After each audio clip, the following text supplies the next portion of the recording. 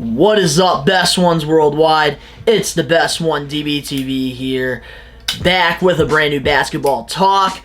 If you're not a best one yet, hit that subscribe button now, turn on post notifications, because you already know, the grind is real. And I'm here with a Utah Jazz fan, Mark the Shark. Say what's up to the best ones. What up, y'all? Mark the Shark here. In case you didn't know, I am a Utah Jazz fan. I didn't say that earlier, but yeah, my team is Utah Jazz, and I support them and my team. And the reason why I waited, guys, till I was out of work, and I waited for Mark to get out of work, because he is a Utah Jazz fan, and what better way to do a basketball talk about an insane trade that happened today without a Utah Jazz fan? Yeah. Because this is a very interesting trade that happened. The Jazz acquired Mike Conley. The Grizzlies received Grayson Allen, Kyle Korver, Jay Crowder, number 23 pick in the 2019 NBA Draft, and a future first-round pick. So, as a Utah Jazz fan, before we get into this, I just want to say, if you're not subscribed to Best One Network, hit that subscribe button now, because Mark shares his story with his DITB1 career on that channel, so you can check out that documentary. Just got uploaded today, so check that shit out. But now, what's your opinion on this trade? Well, I want to start off by saying that I didn't find out about the trade until later. But when I did find out about it, as a Utah Jazz fan, I wasn't really pleased with that.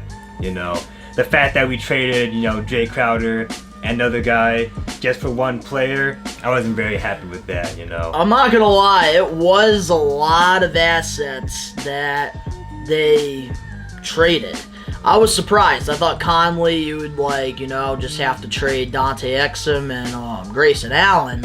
But I didn't think you would have to trade Korver, Crowder, a draft pick, future first, for Mike Conley, who has not made an all-star appearance. Yeah, all that just for one player, too. That's a lot, And the thing is, too, is that I always think that, when it comes to, picks like this, people, try to trade off, stuff like that. When it comes to just having one player, if that player messes up or gets injured, in this case, he's known to get injured a lot. If he does, then that's our career could be in trouble. Just for one player get injured and then a whole team suffers because of it. You know what I'm saying? But one thing is, yes, Conley has been dealing with some injuries, but I think this was a great move for the Utah Jazz because they have just gotten their defense up big time, because Mike Conley has always been a great defender in the NBA. Also, he is an all-around point guard other than Ricky Rubio. Okay, Rubio is a scrub in my opinion. Yes, he had one great playoff series against the OKC Thunder last year. I will give you guys props on that. But besides that, what has Rubio done this season? Please tell me. Yeah. What has he done? You got me there. He's done shit. Squiddly squat shit. I know Utah fans, you guys are loyal towards your players. Mm-hmm. I know you guys are, very upset to, say goodbye to Rubio, but you guys are in the Western Conference.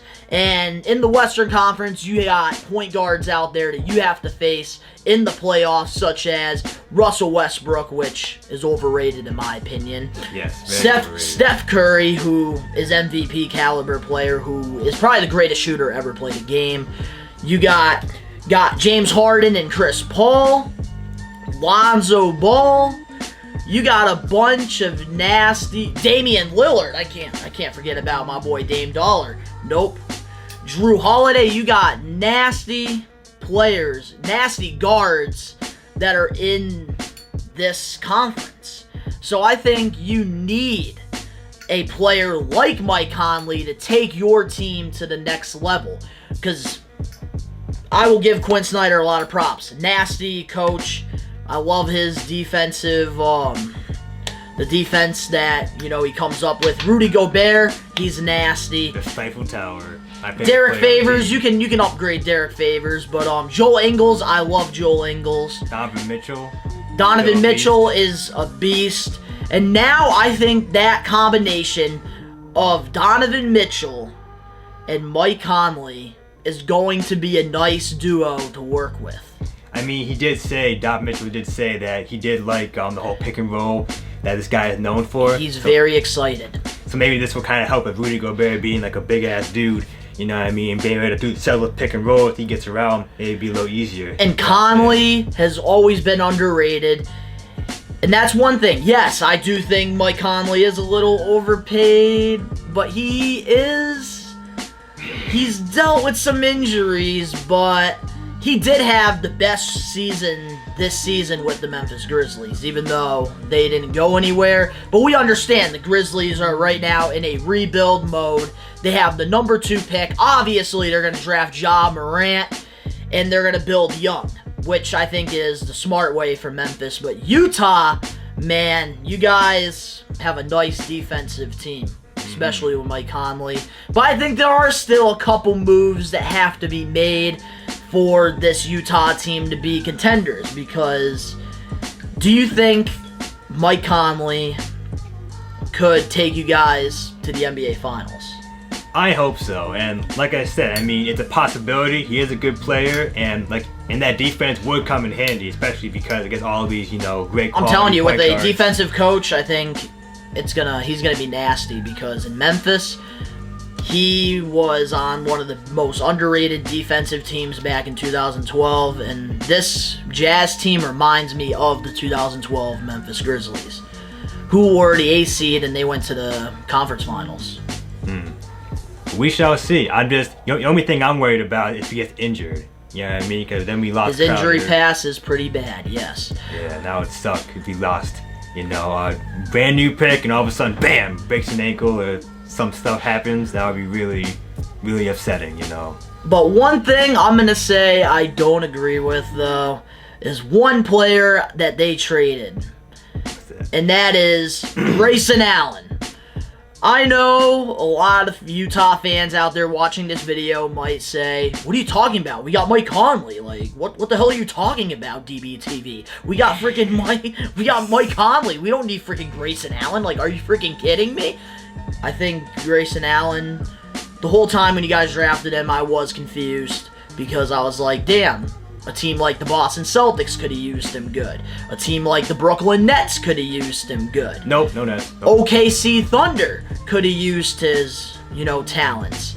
But now I think Grayson Allen gets a whole new opportunity to play in Memphis. Obviously, they're not winning anytime soon, so obviously this man's going to get some minutes and show what he is made of. But man, I think in the future, when he actually develops into a Kyle Korver type player, it's going to be, Utah's going to regret it. Nah, we'll see. We shall indeed. I understand Grayson Allen, you guys don't need him, but he's going to be a good player. And I think once he gets the time out there to play, he's gonna do good. When he was playing for Duke all 4 years, he always, was that great role player for them. Whether it was coming off the bench or coming out, he was always a great defensive player, underrated for his defense. Did some dirty plays, which I like that about Grayson Allen. Also, he can shoot threes like friggin' Klay Thompson out there. But you guys never really used him. Yeah, I agree with that.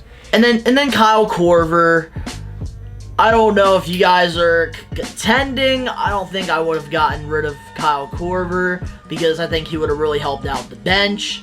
So I think that wasn't smart, and they're going to miss his sharp shooting abilities, because now what this Utah Jazz team needs, they have defense, they have some offense, but what they really need now is what the OKC Thunder need, and that is a sharp shooter.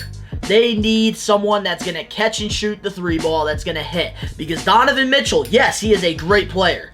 But one thing that we all have noticed is the man is not consistent at the 3-point line. But we had one. Ricky Rubio! Rubio can't shoot threes either. What are you talking about? But Grayson Allen and Kyle Korver are both shooters, and I think that's something that they're going to regret. Jay Crowder... Good thing they traded his ass, okay? No. Jay Crowder is trash, okay? No, nah. That's the biggest reason why I was so upset. The fact that we lost him. 'Cause I liked him as a player. I liked him a lot. He is but, tough. He is tough, but I don't know. I think Memphis is a good home for him, and I think the Jazz, they needed to change some stuff up. Nah, we were perfectly fine the way we were. Oh yeah, perfectly fine the way we were. You beat OKC. Yeah, you had a great. That was a great last season. Was phenomenal. Yes, you beat them. You go to second round, you get smacked by the fucking Rockets. Now this year, hold up, we go to the playoffs, and you guys get smacked by the Rockets. I think they sweep you, or no, you guys won one game and they beat you in 5. No matter, Rockets are overrated anyway. We'll be. Oh yeah, I don't even want to talk about the Rockets. That's a whole freaking another video. But that number 23rd pick, I guess that's a good asset for the Grizzlies. I'm gonna talk about the Grizzlies for a minute because the Grizzlies they're looking good for their rebuild. I like the moves they made. They got rid of Marc Gasol at the trade deadline. The boy got a ring with Toronto, OVO. Now you got rid of Mike Conley, who contributed a lot for their organization and team. And now he gets a new opportunity and contend with the Utah Jazz. Also, you got a nice young team out there, Memphis. You got yourselves Jaren Jackson Jr., who is a solid power forward out there that's doing good for yourselves. You got Jonas Valanciunas as well, who we don't know if he'll come back, but he's a young center that did actually really good after the trade. And you guys got Ja Morant to look forward to, and now you got Grayson Allen and Jay Crowder. 2 more pieces for this team, plus the 23rd pick. And I think Kyle Korver, I don't think they're going to keep him. I think it's going to be a buyout, and I see Kyle Korver going to the Los Angeles Lakers to play with LeBron James and Anthony Davis. The Lakers? Why are you going to the Lakers? Oh, yeah, he's going to the Lakers. No. Nah, the Lakers suck. What am I going to the Lakers for anyway? Because they need some sharpshooting. They need some more pieces to build around Anthony Davis and LeBron James. I guess. I mean, I never liked the Lakers anyway. I used to be a Celtics fan, so I never really liked the Lakers anyway. But, maybe they'll use him. Who knows? And LeBron has used Kyle Korver in the past. But now your final thoughts on the trade. As a Utah Jazz fan. I mean, I was upset when I first heard about it. You made some good points, though, about how the defense could come in handy. I just hope that it was a good choice. It's going to be a beautiful defense. Because, like I said, if he gets injured and the whole team goes down because he gets injured, I'm going to be really pissed. And I'm sure everyone out there in Utah will also be pissed too if something bad happens to him. But, let's hope these guys did the right choice and do what's best for the team. That's all I care about, you know what I mean? So if that's the case, then I'm happy. But if not, then it's kind of a dumb choice. But, we'll have to wait and see what happens, I think as long as the Utah Jazz, you guys are going in the right direction. But what you guys need, like I said, is a sharp shooter, and you need to go after a power forward in the free agency because Derek Favors, I'm surprised you guys made it work with Derek Favors on the team, but I think you need to upgrade Derek Favors. You need to go after a guy like Tobias Harris or Julius Randle that's gonna, stretch the floor out for Rudy Gobert. And that's going to benefit Rudy Gobert's game because, Rudy Gobert, we're never going to see him shoot a fucking 3. Let's be real. He is a elite paint protector. Defensive player of the year. The Stifle Tower. One of my favorite centers in the league. But overall, I think you guys have a couple more moves you have to make in order to be contenders. I think with Conley, you potentially could make the second round. I just don't see it going farther than the second round. And it's going to be the same scenario as 2 years ago where you guys go to the second round, you get beat in 4 or 5. I think that you guys need more moves. You need to get some more people to go to Salt Lake City. Well, we'll see. We shall see.